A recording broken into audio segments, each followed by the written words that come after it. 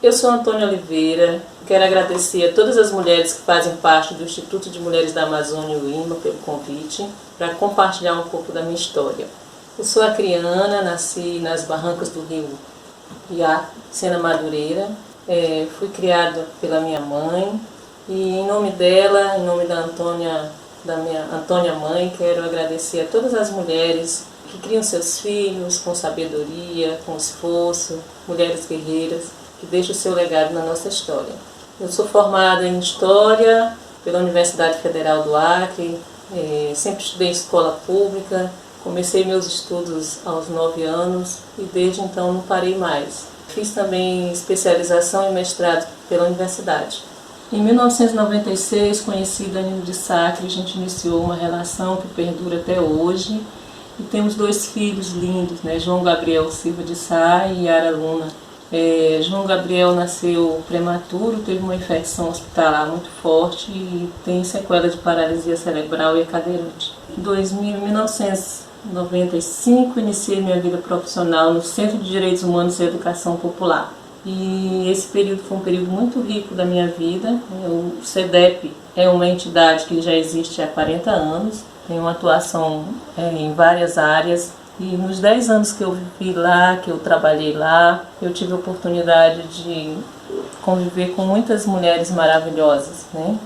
Eu iniciei a trabalhar no CEDEP num projeto de enfrentamento à violência contra a mulher, junto com Denise Carreira, Jane Meire, Ana Sueli e Alcinele Moreira. Esse foi um processo em que a gente trabalhou durante 3 anos esse programa, que fazia parte de um programa muito maior chamado Projeto Aquiri, que envolvia 10 ONGs, né, que trabalhavam em diversas áreas.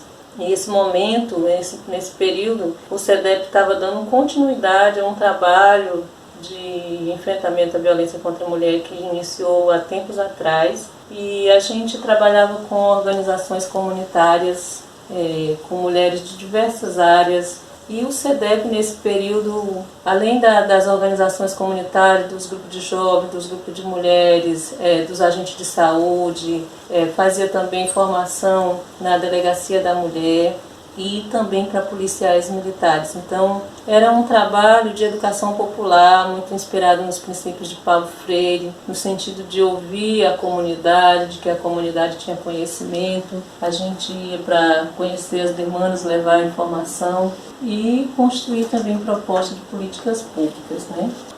Nesse período nós tínhamos já 2 grandes políticas públicas para as mulheres, que era a Delegacia da Mulher e a Casa Rosa Mulher. Então, o CEDEP, ele assessorou todo o processo de instalação da Casa Rosa Mulher e a gente fazia as formações, capacitação das equipes, a discussão dos protocolos, dos serviços. Foi um processo muito rico, né? CEDEP junto com a Rede Acreana de Mulheres e Homens. Depois desse projeto, eu fui trabalhar na coordenação do CEDEP.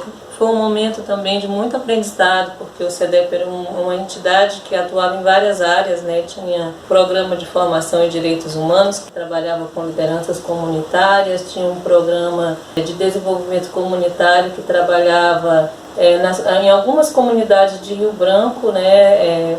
Taquari, 6 de agosto, Cidade Nova, e trabalhava com jovens, né, na formação para a promoção de direitos e também uma área de comunicação social, toda a discussão de rádio comunitária, do direito à comunicação, do papel da comunicação na vida das pessoas. E como a gestão era compartilhada, a gente sempre discutia coletivamente tanto os planejamentos como os processos de monitoramento e avaliação. Os conhecimentos eram compartilhados e divididos. Isso gerava muito aprendizado para a gente, né? Depois desse período, o CEDEP continuou, né, com o trabalho de enfrentamento à violência, né, através do projeto das promotoras legais populares, que faziam uma formação de lideranças femininas em várias áreas da cidade de Rio Branco. E nesse período do CEDEP eu tive a oportunidade de conviver com muitas mulheres maravilhosas, como Raimunda Bezerra, Joel da Paz, Jacilene Brasil, Isis Melo e muitas outras companheiras que passaram e deram sua contribuição. Rose Nascimento, né? Eu não vou citar todas porque são muitas pessoas que deram sua contribuição. Nesse período que nós desenvolvemos esse trabalho, ficou claro que para mudar a situação das mulheres na sociedade, a desigualdade que existe, é impossível uma só organização, né? E o SEDEP, ele sempre trabalhou muito no sentido de fortalecer as articulações, né, os espaços de empoderamento das mulheres. No Acre, a gente conseguiu amadurecer esse processo.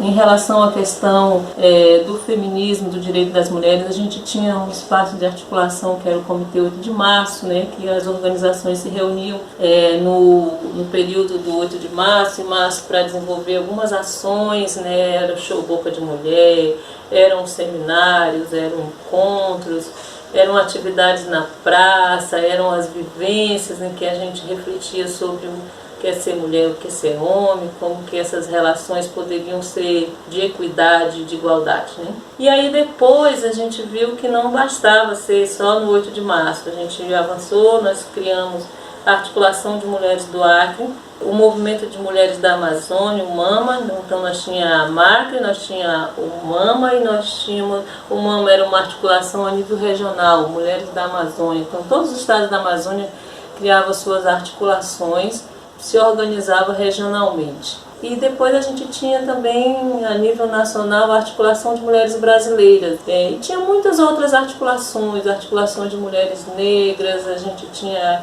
a articulação das organizações não governamentais, a ABONG, a gente tinha o GTA, o Grupo de Trabalho da Amazônia. Então a gente sempre fazia as coisas se unindo, né? E a grande luta era... Bom, as mulheres estão vivendo toda essa situação de violência. E naquele período a gente entendia que o Estado tinha um papel, que era necessário que o Estado criasse políticas públicas, né, para enfrentar essa situação de desigualdade. E esse processo ele foi construído dentro da Frente Popular. Esse movimento de mulheres ele se articulava com as secretarias de mulheres dos partidos também, para negociar, para reivindicar, para exigir, né, o espaço das mulheres em todas as áreas.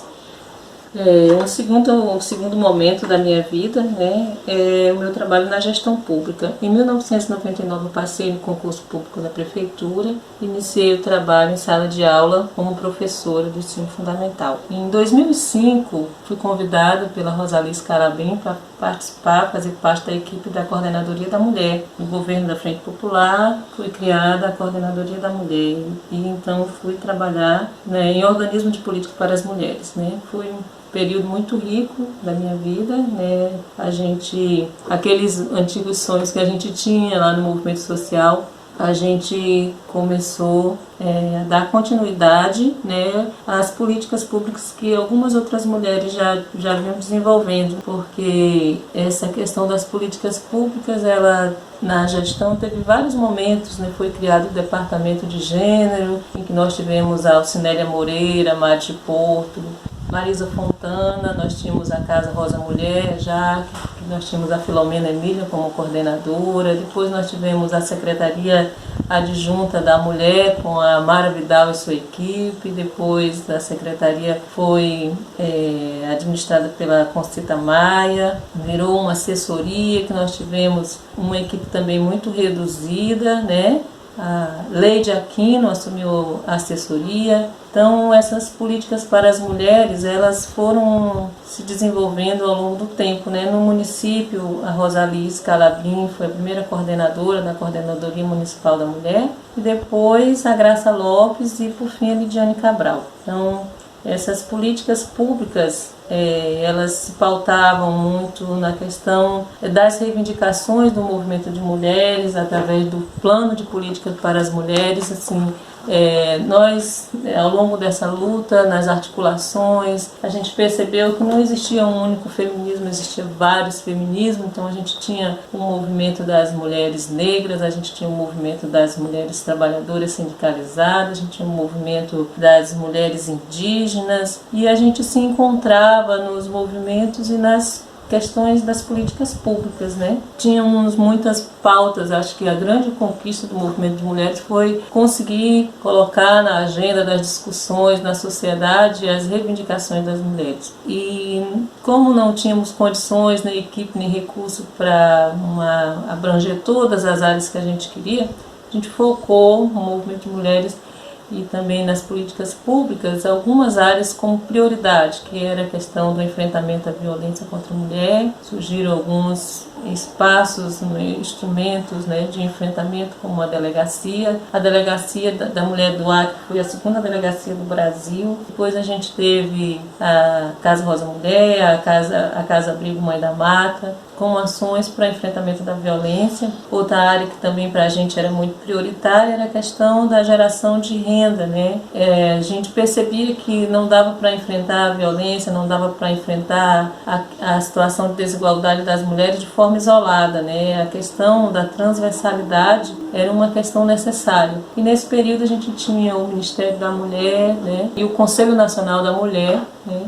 Que tinha esse papel de discutir com todas as áreas da gestão pública, a nível federal, estadual e municipal, a transversalidade das políticas. Em todas as áreas as mulheres estavam lá. E aí, nós, cadê? Cadê as políticas para incluir as mulheres? Por que nessa política não está incluída as mulheres? Por que na extensão rural só vai fazer extensão rural para os homens? Por que as mulheres não podem ter o direito à propriedade da terra? Por que as mulheres não conseguem financiamento? Por que nos benefícios sociais antigamente só os homens conseguiam e as mulheres não, né? Por que a casa vai para o nome do homem e não para a mulher também? Então, todas essas questões foram debatidas, discutidas, foram refletidas e foram criadas políticas para enfrentar essas situações. Quando nós começamos a discussão das políticas públicas, a gente também criou um mecanismo de participação popular que eram os conselhos, né? Então, se no movimento social a gente tinha as articulações e redes, na gestão pública a gente tinha os conselhos de direitos. Naquele período a gente acreditava que era uma estratégia importante, necessária, então a gente investiu muita energia na criação dos conselhos, né? A gente tinha o CMDM, que era o Conselho Municipal da Mulher, do qual eu fiz parte desde o início e assumi a presidência em 2009 e 2010. Depois eu integrei o Conselho Estadual da Mulher, o CEDIM, como conselheira de honra. E nesse espaço de conselhos, não só de conselho das mulheres, mas também de outros conselhos, a gente discutia a implementação das políticas públicas, a gente propunha também novas políticas e era um espaço importante para a mobilização e articulação da gestão pública com os movimentos sociais, né? Em 2010 eu fui eleita representando o movimento de mulheres, representando a Rede Acreana de Mulheres e Homens, para implantar a primeira Ouvidoria Geral da Defensoria Pública. Foi um espaço de participação popular conquistado pela sociedade e fiquei 2010, 2011, 2012 na Defensoria, né, nesse espaço de participação da sociedade. E aí, a partir de 2018, eu me dediquei totalmente à questão do ensino, né? Voltei já desde 2007, quando fui professora substituta na UFAC, trabalhei em cursinhos de pré-vestibular, em universidades particulares e atualmente trabalho na rede estadual e municipal de ensino como professora de história, né? É o meu espaço de promoção, de defesa de direitos, né? Eu me considero uma pessoa sonhadora que ainda acredita em que um mundo melhor é possível, apesar desse contexto que nós estamos hoje. Me considero uma mulher da Amazônia que defende direitos humanos e principalmente que defende o direito das mulheres a uma vida com equidade.